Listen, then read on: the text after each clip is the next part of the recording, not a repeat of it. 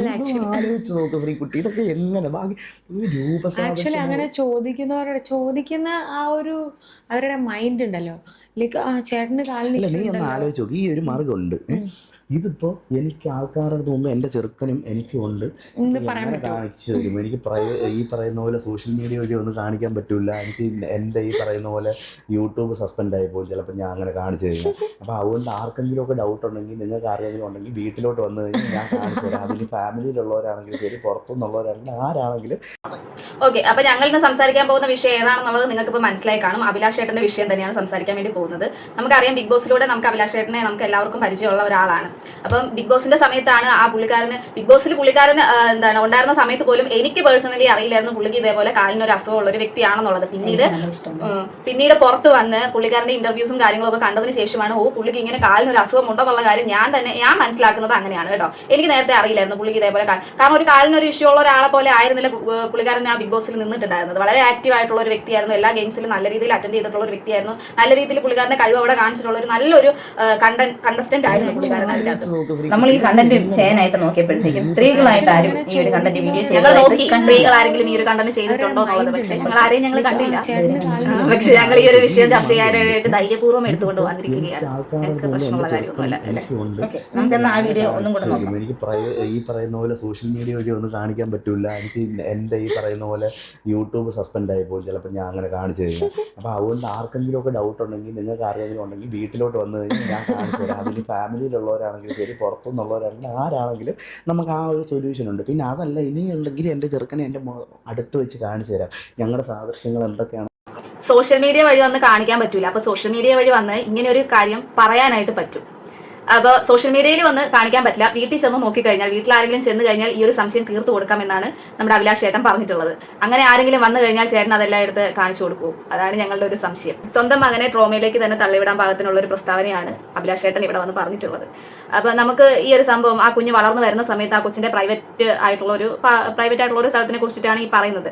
Okay, നിങ്ങളുടെ കാര്യം നിങ്ങൾക്ക് വന്ന് ചർച്ച ചെയ്യാം, പക്ഷേ കുട്ടികളുടെ കാര്യം അങ്ങനെയല്ല. വലുതാകുന്ന സമയത്ത് ഒരു സ്കൂളിലൊക്കെ പോകുന്നതാണ്, ഒരുപാട് ഫ്രണ്ട്സും കാര്യങ്ങളൊക്കെ ഉണ്ടാവും.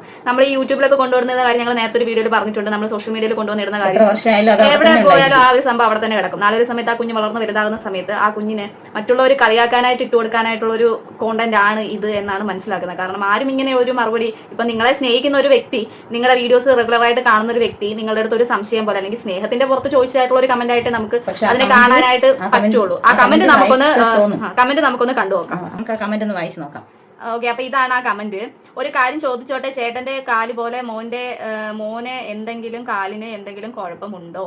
ഒന്നും തോന്നല്ലേ, കണ്ടപ്പോൾ ചോദിച്ചതാണ്. ഈ ഒരു കമന്റ് നമുക്ക് വായിക്കുമ്പോൾ തന്നെ മനസ്സിലാവും പുള്ളിക്കാരൻ റെഗുലർ ആയിട്ട് അവരുടെ വീഡിയോസ് കാണുന്ന ഒരു വ്യക്തിയാണ്. അപ്പൊ അതിന്റെ പേരിൽ നമ്മൾ അവർക്കൊക്കെ ഒരു ആകാംക്ഷ ഉണ്ടാവുമല്ലോ, അല്ലെങ്കിൽ ഒരു അറിയാനായിട്ടുള്ള ഒരു ഇതുണ്ടാവുമല്ലോ, എന്തെങ്കിലും പ്രശ്നമുണ്ടോ, പുള്ളിയുടെ കാല് പോലെയാണോ കുഞ്ഞിന്റെ കാല്, ആ ഒരു രീതിയിലാണ് ചോദിച്ചിട്ടുള്ളത്. പക്ഷേ ഇവിടെ നമുക്ക് മനസ്സിലാക്കാനായിട്ട് സാധിക്കുന്നത്, നേരത്തെ പുള്ളിക്കാരൻ ബിഗ് ബോസിലായിരുന്ന സമയത്താണ് പുള്ളിക്കാരന്റെ വൈഫ് പ്രഗ്നന്റ് ആയിരുന്നതും. അപ്പൊ അതിന്റെ പേരിൽ ഒരുപാട് ചർച്ചകളും കാര്യങ്ങളും ഒക്കെ സോഷ്യൽ മീഡിയയിലൊക്കെ എല്ലാവരും എടുത്തിട്ട് ട്രോളും കാര്യങ്ങളും അങ്ങനത്തെ കാര്യങ്ങളൊക്കെ വന്ന സമയത്ത് ഇതും കുഞ്ഞിന്റെ പിതൃത്വത്തെ കുറിച്ച് ചോദ്യം ചെയ്യുന്ന രീതിയിലുള്ള ഒരു ക്വസ്റ്റ്യൻ ആയിരിക്കും, അല്ലെങ്കിൽ അങ്ങനത്തെ ഒരു കമന്റ് ആയിരിക്കും എന്നുള്ള രീതിയിലാണ് പുള്ളിക്കാരൻ ഇതിന് മറുപടി കൊടുത്തിട്ടുള്ളത്. ഓക്കെ, ഒരാളുടെ കമന്റ് നമ്മൾ ഒരു ക്വസ്റ്റിന് നമുക്ക് ഇഷ്ടപ്പെട്ടില്ല എന്നുണ്ടെങ്കിൽ നമുക്ക് അതിന് റിപ്ലൈ കൊടുക്കാം. പക്ഷേ അത് ഈ ഒരു രീതിയിൽ റിപ്ലൈ കൊടുക്കുന്നത് വളരെ മോശമായിട്ടുള്ള ഒരു കാര്യമാണ്. ഇങ്ങനെ കുട്ടിയുടെ പ്രൈവറ്റ് പാർട്ടിനെ കുറിച്ചിട്ട് സംസാരിക്കുമ്പോൾ അവിടെ കുഞ്ഞിന്റെ പ്രൈവസിയാണ് അവിടെ മോശമായിട്ട് വരുന്നത്, ആളുകളിലേക്ക് എത്തിച്ചു കൊടുക്കുന്നത്. അത് ആ ഒരു കുഞ്ഞ് നാളെ ഒരു സമയത്ത് വളർന്ന് വലുതാകുമ്പോൾ കുഞ്ഞിന്റെ പ്രൈവസിനെയാണ് അത് ചോദ്യം ചെയ്യുന്നത്. പേഴ്സണലായിട്ട് പറയുകയാണെന്നുണ്ടെങ്കിൽ ഡിസേബിൾഡ് ആയിട്ടുള്ള വ്യക്തികളെ ഒരുപാട് ബഹുമാനിക്കുകയും അവരെ സപ്പോർട്ട് ചെയ്യുന്ന വ്യക്തികളാണ് ഞങ്ങൾ. കാരണം ഞാനൊരു സ്പെഷ്യൽ എഡ്യൂക്കേറ്റർ ആണ്. പിന്നെ ഇവളുടെ കാര്യം ഇവള് പറയും. എനിക്ക് പേഴ്സണലി കുറച്ച് കാര്യങ്ങളായിട്ട് പേഴ്സണലി എനിക്ക് ഡിസബിലിറ്റി ആയിട്ടുള്ള ആൾക്കാരുമായിട്ട് പ്രത്യേക സ്നേഹവും കാര്യമൊക്കെയാണ്. അപ്പൊ അങ്ങനെയുള്ള ഒരു വ്യക്തിയിൽ നിന്ന് ഓക്കെ, അവർ ഒരുപാട് കഷ്ടപ്പാട് അനുഭവിച്ച് ബുദ്ധിമുട്ടിയൊക്കെ വന്നിട്ടുള്ളതാണ്. ഈ അഭിലാഷ് ചേട്ടൻ പറഞ്ഞിട്ടുണ്ട്, കല്യാണം കഴിഞ്ഞിരുന്ന സമയത്ത് അവർക്കൊരു കുഞ്ഞു ഉണ്ടാവാതിരുന്ന സമയത്ത് ഒരുപാട് കളിയാക്കലുകളും കാര്യങ്ങളും ഒക്കെ കേട്ടിട്ടുണ്ടായിരുന്നു എന്നുള്ളത്. അപ്പൊ ആ ഒരു സമയത്ത് അവർക്ക് വീടെന്ന് പറയുന്ന ഒരു സ്വപ്നം അവർക്ക് ഭയങ്കര ഇതായിരുന്നു. ഒരു വീടൊക്കെ ആയതിനു ശേഷം ഒരു കുഞ്ഞു മതി എന്നുള്ളൊരു തീരുമാനത്തിന്റെ പുറത്ത് അവർ വെയിറ്റ് ചെയ്തിരിക്കുകയായിരുന്നു. പിന്നീട് അത് കഴിഞ്ഞിട്ട് അവർക്ക് ഒരു കുഞ്ഞുണ്ടാവാനായിട്ട് താമസിച്ച സമയത്ത് ഒരുപാട് കുത്തുവാക്കുകളൊക്കെ അവർ കേൾക്കേണ്ടി വന്നിട്ട്. അപ്പൊ നമുക്ക് അത് നേരത്തെ ഒരു വർഷം മുമ്പാണ് അങ്ങനത്തെ ഒരു വീഡിയോ യൂട്യൂബിൽ അവർ അപ്ലോഡ് ചെയ്തിട്ടുള്ളത്. ആ ഒരു വീഡിയോ നമുക്കൊന്ന് കണ്ടിട്ട് വരാം. നാവലാതിയാണ് ആളുകൾക്ക്. കാര്യം നിങ്ങളുടെ കൂടെ ഡാൻസ് ചെയ്തവരും വ്ളോഗ് ചെയ്ത് സ്റ്റാർട്ട്, ഞങ്ങളിപ്പോൾ 6-7 വർഷമായല്ലോ ഇങ്ങനെ ഈ സോഷ്യൽ മീഡിയയിലൊക്കെ നിൽക്കുന്നത്. അപ്പോൾ നിങ്ങളുടെ കൂടെ ഡാൻസ് ചെയ്തവരും വ്ളോഗ് ചെയ്തവരും ഒക്കെ ഇപ്പോൾ കുഞ്ഞുങ്ങളൊക്കെ ആയി. നിങ്ങൾക്ക് എന്തെങ്കിലും പ്രശ്നമുണ്ടോ? മെഡിക്കലി ചേട്ടൻ എന്തെങ്കിലും പ്രശ്നമുണ്ടോ? ചേച്ചിക്ക് എന്തെങ്കിലും പ്രശ്നമുണ്ടോ? പിന്നെ ബ്യൂട്ടി കോൺഷ്യസ് ആയതാണോ? അതല്ലെങ്കിലും അങ്ങനെ തന്നെയാണ്. കല്യാണം കഴിഞ്ഞ് കഴിഞ്ഞാൽ ഒരു കുഞ്ഞായില്ലെങ്കിൽ നാട്ടുകാർക്ക് വീട്ടുകാരെക്കാളും നമ്മളെക്കാളും ഒക്കെ ബുദ്ധിമുട്ട് നാട്ടുകാർക്കായിരിക്കും നമുക്കൊരു കുഞ്ഞുണ്ടാവാത്തതിന്റെ വിഷമം. ഉടനെ തന്നെ വന്ന് ചോദിക്കും ഡോക്ടറുടെ നമ്പർ വേണോ, ഏത് ഹോസ്പിറ്റലാണ് കാണിക്കുന്നത്, എന്തെങ്കിലും അസുഖമുണ്ടോ, ആർക്കാണ് അസുഖം, എല്ലാം അറിയാനായിട്ട് നാട്ടുകാർക്ക് ഭയങ്കര ഉത്സാഹമായിരിക്കും. അപ്പം അതിനെക്കുറിച്ചിട്ട് അതിനെയൊക്കെ നല്ല രീതിയിൽ അനുഭവം കിട്ടിയിട്ടുള്ള ഒരാളാണ് പേഴ്സണലി ഞാൻ. അപ്പം എനിക്ക് അതിനെക്കുറിച്ച് നന്നായിട്ട് അതിനെക്കുറിച്ചുള്ള ഒരു അറിവുണ്ട്. നമുക്ക് ആ ഒരു സമയത്ത് ഉണ്ടാകുന്ന ബുദ്ധിമുട്ടുകളും കാര്യങ്ങളും എന്താണെന്നുള്ളത് എനിക്ക് പേഴ്സണലി അറിയാം. നിനക്കുണ്ടായിട്ടുണ്ടോ? ഇല്ലായിരിക്കും. ഓക്കെ, അപ്പോൾ നമുക്ക് ബാക്കി കേട്ട് നോക്കാം. നമ്മളെ സംബന്ധിച്ചിടത്തോളം നമ്മൾ വെയിറ്റിംഗ് ആണ് അത്രേ ഉള്ളൂ. ഞങ്ങളും ഇങ്ങനെ ഹേർട്ടിംഗ് ആയിട്ടുള്ള കമന്റ് ഇട്ടിട്ടോ അല്ലെങ്കിൽ എന്താ ഇങ്ങനെ പറഞ്ഞിട്ടോ ഒരു കാര്യമില്ല. നമുക്ക് വിധി എന്ന് പറയുന്നൊരു സംഭവമുണ്ട്. എപ്പോഴാണെന്ന് പറഞ്ഞു കഴിഞ്ഞാൽ നമുക്ക് ഈ പറയുന്നത് പോലെ ഇതിനൊക്കെ ഒരു ഭാഗ്യം ഉണ്ടാവും. അതിന് വേണ്ടിയിട്ടാണ് ഞങ്ങളും വെയിറ്റിങ്.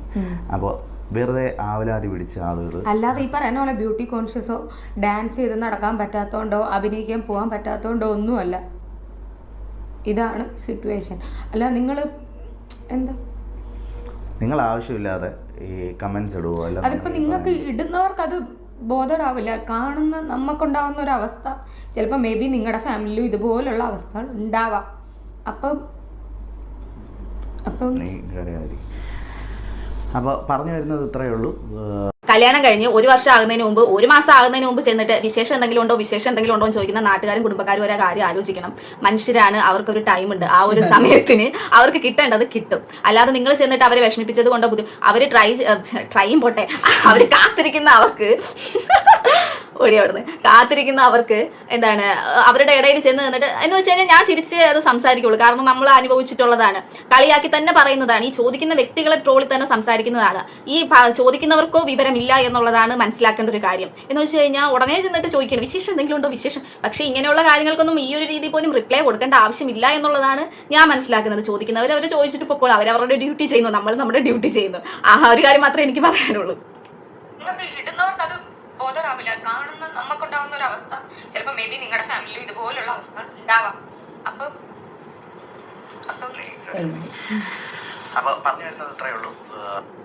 പറഞ്ഞു വരുന്നത് ഇത്രയേ ഉള്ളൂ. അവർ ആ ഒരു സമയത്ത് വെയിറ്റിംഗ് ആയിരുന്നു. പിന്നീട് അവർക്കൊരു കുഞ്ഞുണ്ടായ സമയത്ത് ആ കുഞ്ഞിന് എന്താണ് ഇവരുടെ ഫാമിലിനെ ഒത്തിരി സ്നേഹിക്കുന്ന ഒരാൾ ഒരു കമന്റ് ഇട്ട് ചോദിച്ചു, കുഞ്ഞിന് എന്തെങ്കിലും പ്രശ്നമുണ്ടോ, ചേട്ടൻ്റെ കാര്യം പോലെ തന്നെയാണോ കുഞ്ഞിന്റെ കാര്യം അറിയാനുള്ള ഒരു ആകാംക്ഷ കൊണ്ടാണ് ചോദിക്കുന്നത് എന്നുള്ളത്. അപ്പൊ അതിനുള്ളൊരു മറുപടിയാണ് നമ്മൾ നേരത്തെ ആദ്യം പ്ലേ ചെയ്ത വീഡിയോ. എന്റെ അഭിപ്രായം എന്ന് വെച്ചാൽ അഭിലാഷ് ഇദ്ദേഹം ഇതുപോലൊരു ചോദ്യം ഒരാൾ ചോദിക്കുമ്പോഴത്തേക്കും നമുക്ക് ഇങ്ങനെ ഒരു മറുപടി പറയണമെന്നുണ്ടെങ്കിൽ പേഴ്സണലായിട്ട് എൻ്റെ അഭിപ്രായത്തിൽ ഞാൻ എന്തെങ്കിലും എന്നോടൊരാൾ ഇതുപോലൊരു ചോദ്യം ചോദിക്കുകയാണെങ്കിൽ ഞാൻ തീർച്ചയായും ഒരുപാട് പേര് നിൽക്കുമ്പോഴത്തേക്കും അയാൾക്ക് ഇങ്ങനെയുള്ളൊരു മറുപടി കൊടുക്കുകയൊന്നുമില്ല. പേഴ്സണലി ഞാൻ വിളിച്ച് പറയും. അതേ കണക്ക് എൻ്റെ അഭിപ്രായമാണ്.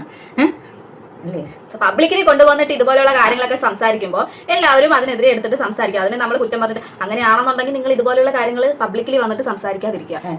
ഞാനാണെങ്കിൽ അഭിലാഷിനോട് പറയുമായിരുന്നു, അല്ല ഇങ്ങനെ പൊതുവായൊരു കാര്യം ഇപ്പോൾ കണ്ടില്ല, ആ കുഞ്ഞ് മോനാണ്. അപ്പോൾ അത് എത്ര പേര് ആ കാര്യം അറിഞ്ഞ് ആ കൊച്ചിന് സ്കൂളിലോ വലിയൊരു ക്ലാസ്സൊക്കെ പഠിച്ചു പോകുമ്പോഴത്തേക്കും കുട്ടികളൊക്കെ ചോദിക്കാം, എടാ നിന്റെ അച്ഛൻ അങ്ങനെ ഒരു കാര്യം പറഞ്ഞത് ശരിയാണോ, അങ്ങനെയുള്ള ചോദ്യങ്ങളൊക്കെ ചോദിക്കുമ്പോഴത്തേക്കും കുഞ്ഞ് ആകെപ്പാടെ ഇങ്ങനെ തളർന്നു പോകും. അപ്പോൾ നമുക്ക് പറയാനുള്ളത് നമുക്ക് എന്തെങ്കിലും കാര്യം പറയാനുള്ളൂ. അപ്പോൾ നമ്മൾ പേഴ്സണലി പറയണം.